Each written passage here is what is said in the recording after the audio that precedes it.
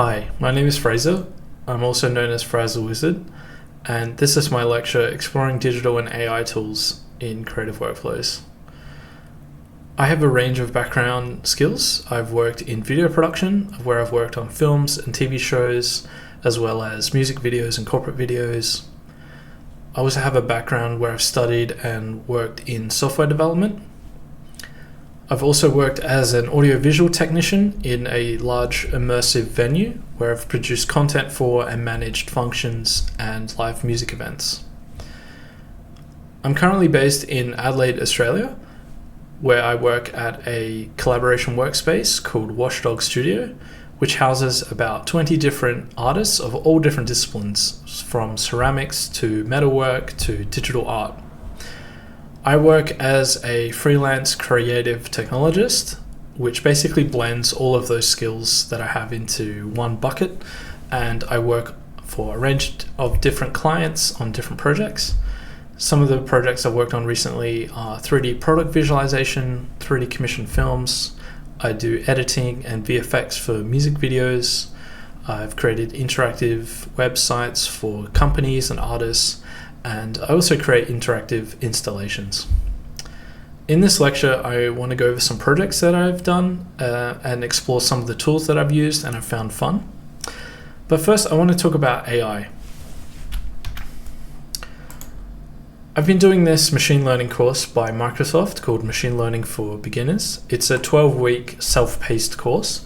I found it really interesting and a really good breakdown of machine learning. I also really like their way of describing the difference between different types of AI tools. So I wanted to give you my take on creative AI tools. I would say there's sort of four main types that you end up using. So the first type I would say would be algorithms and standard programs. So this is any sort of program that just follows a series of instructions. It's not trying to do anything too smart necessarily. This doesn't mean that the tool is bad or that it can't create complex things. It's just the way that it approaches tasks is to do them in instructions. I've also found that these types of tools are the most intuitive to use. So an example of this type of tool might be like a Photoshop or like a video editing program like Premiere, where you just click on something and it does what you tell it to do. The next stage of tool I would say would be an AI or artificial intelligence tool. So this is where it's trying to mimic human intelligence, which just means it's trying to learn from something. So this doesn't necessarily mean that it's complicated or super smart. It could just be looking at the last three things that you've clicked on and trying to learn and predict what you're going to click on next. A type of artificial intelligence tool would be a machine learning tool.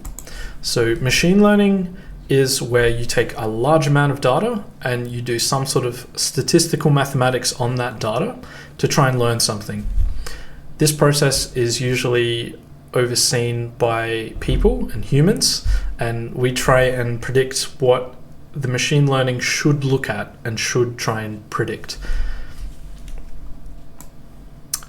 And the last one in this little diagram is neural networks. So neural networks are a type of machine learning where it requires even more data, but it doesn't require the human oversight in that the neural network looks at the data and it figures out what it should and shouldn't look at. So this means that the tool is very powerful, but also very complicated. So an example of a neural network would be like a ChatGPT or Stable Diffusion. So I found in creative workflows, the more you go into this direction of tool, the more challenging and different your approach might have to be. So with algorithms and standard programs, you have a very close connection to the end product where you can intuitively understand and know what the tool's going to do.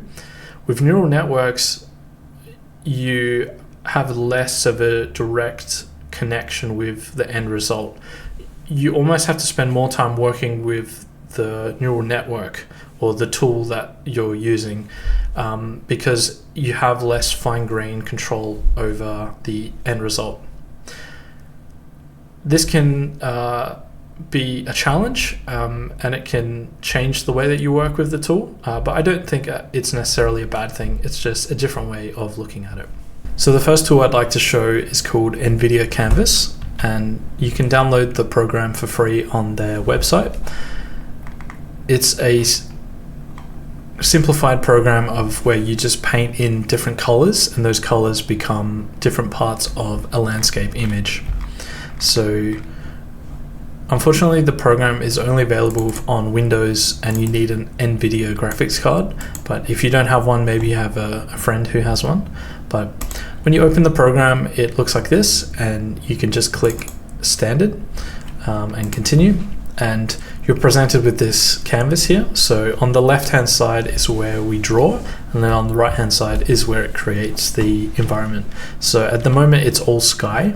So if we create, for instance, a mountain, you can just start drawing in a mountain like this. And yeah, you've got a range of different brushes. If you're familiar with something like a Photoshop or something, you'll know that you can just paint, you can add different layers, and yeah, create some water here.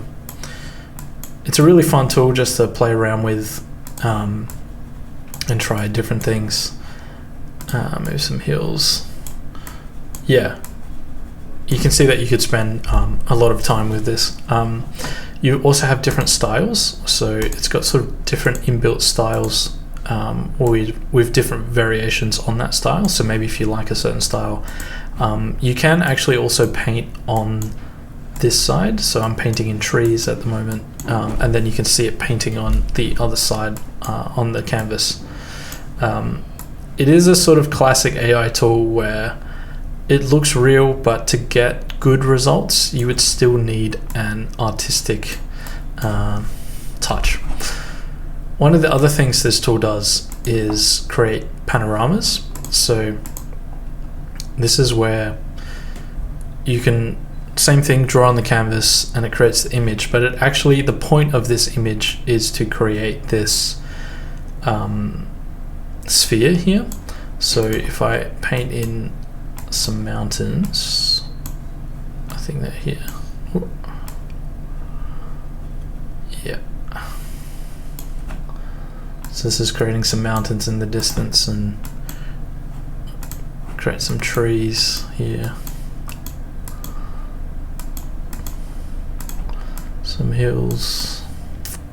Yeah, you could spend a long time with this, and it creates this environment. So this is really useful, or a quick start and a fun way to get started in a 3D environment. So if we export this background, so this is where I'd like to introduce Blender. So Blender is a 3D program. It's free. It's got a lot of really useful tutorials on the internet. You've probably heard of it already.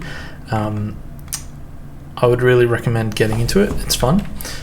So this is Blender here. So it's just a 3D scene. So you can create, if you haven't seen it before, yeah, you can just create objects. You can manipulate the object around. You can create things. Yeah, you can do all sorts of things with it.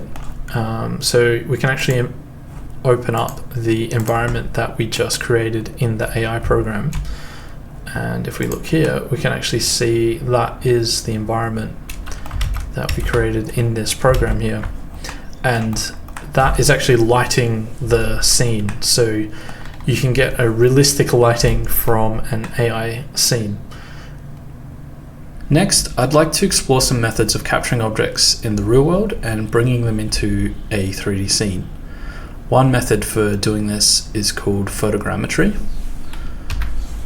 Photogrammetry is the technique of taking a whole bunch of photos from different angles of an object and then reconstructing that object in 3D. There's a lot of tools and services that do this process. One that I found easy to use is called Polycam.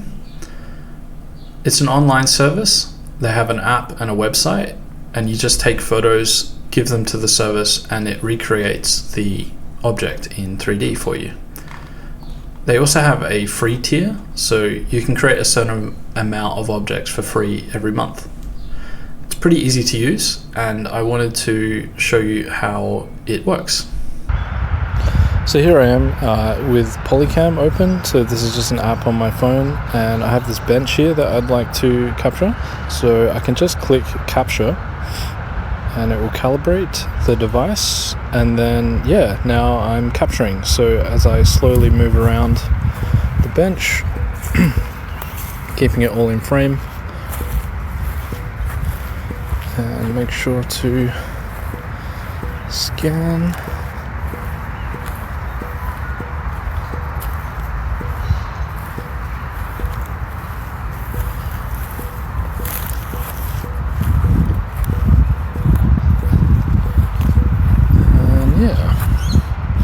Then when I'm done, I can look at all the images that I've collected.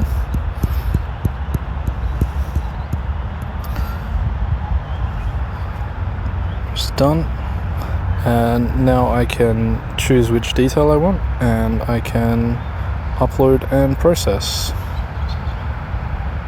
So here you can see that the capture worked pretty well and created like a nice scan of the object. The details aren't super great, but that could be improved if we spent more time capturing more photos of the object. So from here I can crop out exactly the part that I want, and like so, and just apply that. And now I have this object that I can bring into my 3D scene. So now that we have our scan from Polycam, I've gone ahead and downloaded it. This is the file here, and we can bring it into our Blender scene. And that's a very simple process. We can just drag and drop, and now we have our bench in our Blender scene. And from here you can do whatever you want with it. So you can bring it in and move it around.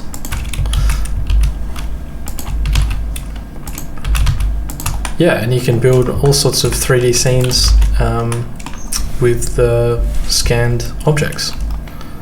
Another program that I also like to use for 3D scanning is called Metashape. So this program is a lot more complicated, and it's also a paid program, but I find it really useful for breaking down all the steps and understanding what's going on and being able to get better results. So I've already preloaded the scan into the program just to skip a few steps, but I wanted to show the basic workflow. So you have a whole bunch of images that you drag and drop into the program, and then from there you align where all the cameras were. So this is the kind of thing that Polycam is doing, but you're doing every stage yourself, and you're able to fine-tune things. So we can see here that Metashape has found the calculation for all of where all the cameras were, and then from here it generates a point cloud. So this point cloud is useful for just checking that your scan is more or less working. Point clouds are also kind of fun and interesting in an artistic way, but I won't go into that here. But it is interesting to see that it's actually captured all of this detail around the whole scene. So after generating the point cloud, then it generates a mesh. So you can see the mesh here. You can actually see it wireframe mode, so you can actually see how it's actually generating all the mesh and where the detail is. And then after you've done that, then you generate the texture, and that's our final result there. So this final result is actually a bit better than Polycam because you can actually go in and you can fine-tune everything. So I find that helpful to understand the process. Another method I like to use to capture elements of the real world is called neural radiance field, and in short it's called NeRF. This is a very new technique, and it uses AI to recreate a 3D scene. It's a little bit different than photogrammetry. With photogrammetry, you're using all the images to reconstruct the scene and then create a mesh. with Nerf, you're using the photos to reconstruct the scene and then create the whole scene as a field that you can fly around with. It's a little bit complicated and can be hard to use. It's a very new and research-oriented field. The program I like to use Nerfs with is called Nerf Studio. So this is also it's a free program, but it's also very experimental and it's constantly evolving. So there can be changes every week. So it can be quite hard to learn how to use. If you do get it working, it essentially looks at all the photos and creates this scene. So I've gone through and generated the Nerf of the scene, and this is what it looks like. So you can see the quality is really good, and also you can fly around the whole scene. So this is really cool. It still blows my mind a little bit about how real it seems. So one thing you'll notice with Nerf is it doesn't only just generate what we took photos of, but it also generates the trees and the leaves and all of the grass and faraway trees. So this is a really cool method. One thing you'll notice about it is it's quite slow because it's trying to load a lot of data in maybe an inefficient way. And the other thing is, as you zoom out, you'll realize that the scene starts to break apart, which is actually kind of cool.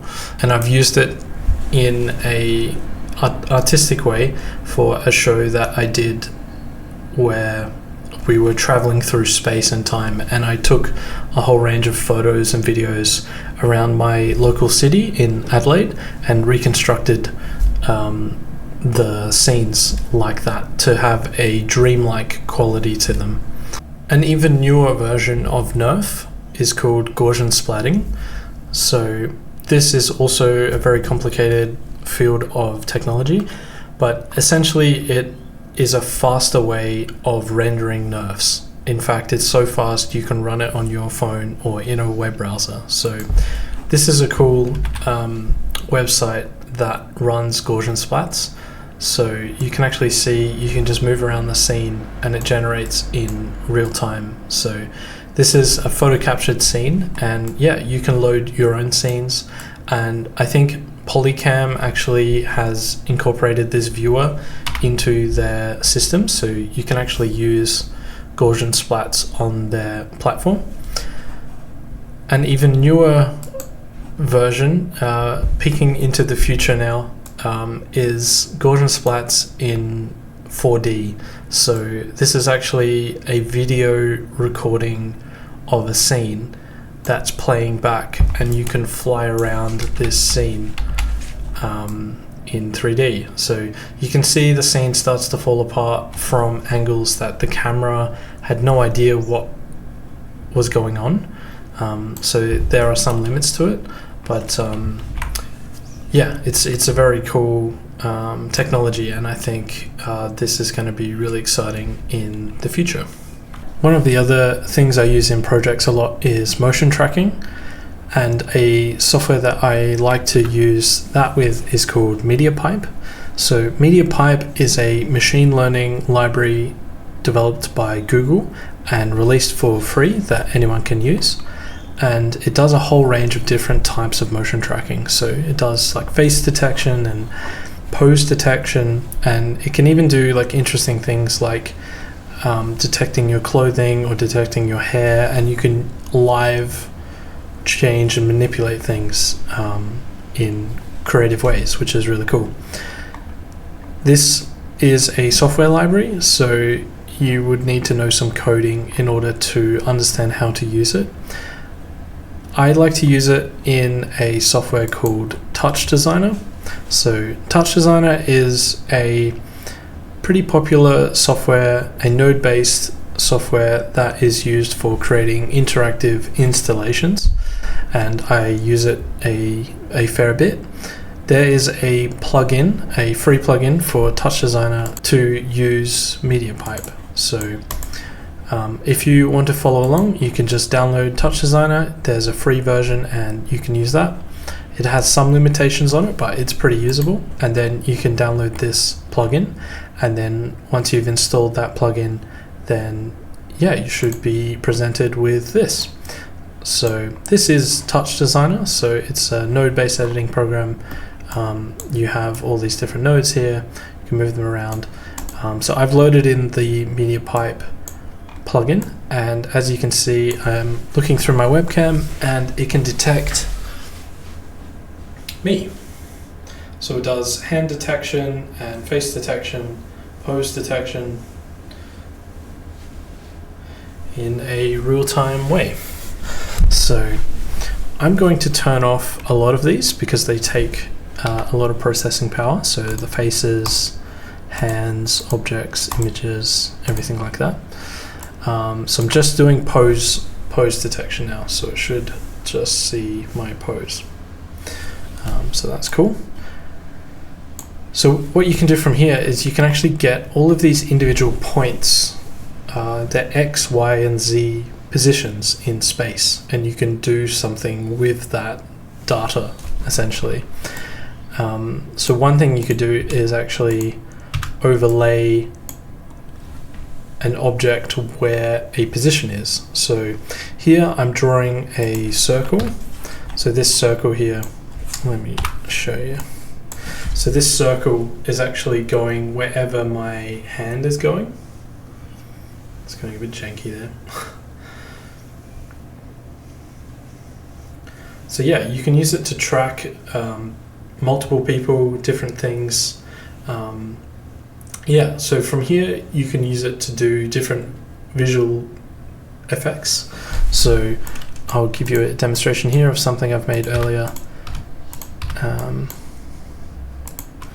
We turn off the overlays. And yeah, so I'm using that circle to displace the original video texture.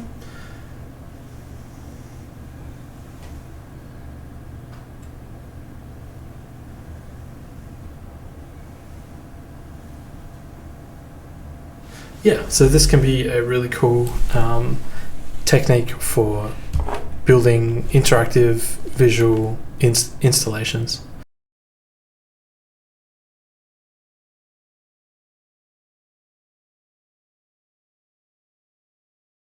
Next, I'd like to show an AR project that I worked on for a client, AR meaning augmented reality. And the client provided me all of these images to put into a 3D scene. So what I did was I masked out all of the parts of the image that I wanted to put into 3D, and then I cut them out in Photoshop, and then in Blender I was able to put them on different layers. So you get this cool 3D effect called a parallax effect. One of the things you'll notice here is that there are now a lot of holes in the images that need to be filled, otherwise it looks a bit weird. So the way I did this was with an AI tool called Stable Diffusion. If you haven't heard of Stable Diffusion, it's an AI model that's trained for text to image. It's really popular and it's free to use, and it does actually a whole range of other different things like image styles and yeah, whatever's going on here. It can be hard to learn how to use Stable Diffusion. I use it through a program called Automatic 1111, which is a free program that you can download and install on your computer. And I have the program running here. It's running on my computer, and I'm able to access the program through a web browser. So this is Stable Diffusion running here, and you can see that it has a lot of different options and it's quite complicated. I'm going to go over some of the basics of how to use it. So the basic thing that it can do is, let's say we've written the word dog here, and we press generate. It will now generate an image of a dog.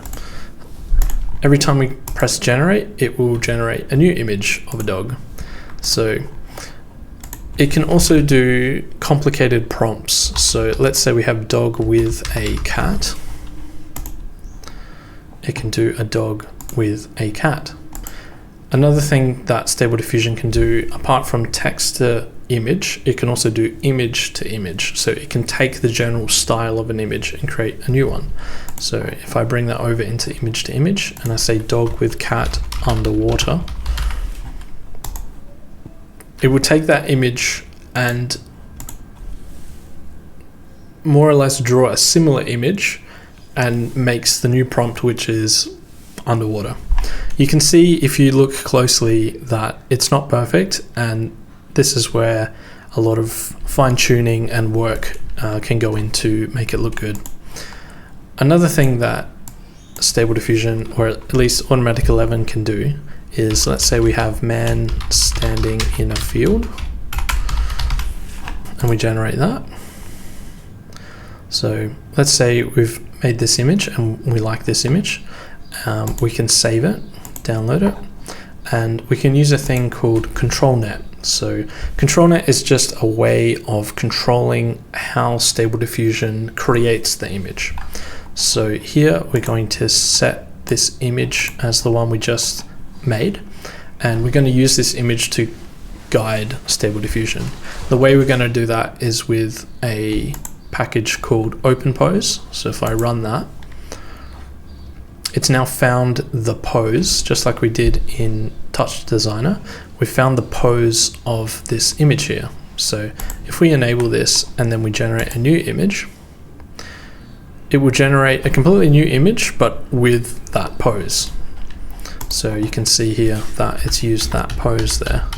So here you can generate anything. So you could say man standing in a forest, for instance. And it's generated that. So another way you can change the way Stable Diffusion creates an image is, let's say, with depth.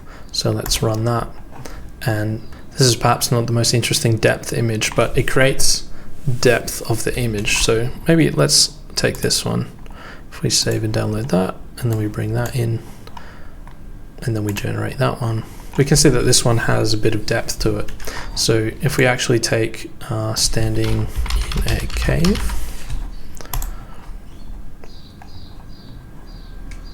and wait for it to complete, so we can see here it's actually taken the depth of the image to create the new image. And another one you can do is edge detection. So it'll find all the edges, and you can tweak all of these values and create exactly the parameters that you want. Let's say in space.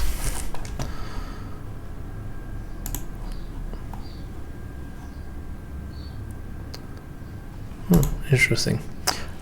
Yeah, so now it's tried to create it in space, but it's using this edge, so it doesn't really have much room to make a new image. So I used Stable Diffusion to fill in all these gaps here, and that's how the end result worked out. You can see it works actually quite well for bodies and people. It's actually filled in all these different people here, which probably, if you look very close, maybe it doesn't make 100% sense, but it works pretty well for what I was going for. Another thing that I used Stable Diffusion for with this project was extending and changing the image. So I liked this image that I was provided, but because I'm separating them out onto layers, I wanted to see more of their body, and this foreground element here was a bit not very interesting. So apart from filling in the background, I also added more of their body here, so I could put it on another layer, and I also added in here some extra detail into the foreground. So this is what it ended up looking like. On the left is the original one of just the image, and then on the right is the new image. So that was all of the images completed, and I'd had all my layers ready to go to put onto the AR app. So the AR service that I used was called Artivive. Artivive is an augmented reality service that you can use for free, and it has a paid option, and it's quite simple to use. You just put in your elements and you build them, and then anyone can access these elements using their phone. This is how I built the scene. This is what it looks like on their service. So I have a background video layer here, And then I've also got the animation that I made in Blender, which is in the foreground here. So the other thing I gave it was a trigger image. So I just took an image of the wall behind me here, where this is the trigger for this animation. So if you download Artivive, that app on your phone, and it sees that image, it will then play this animation on top of it.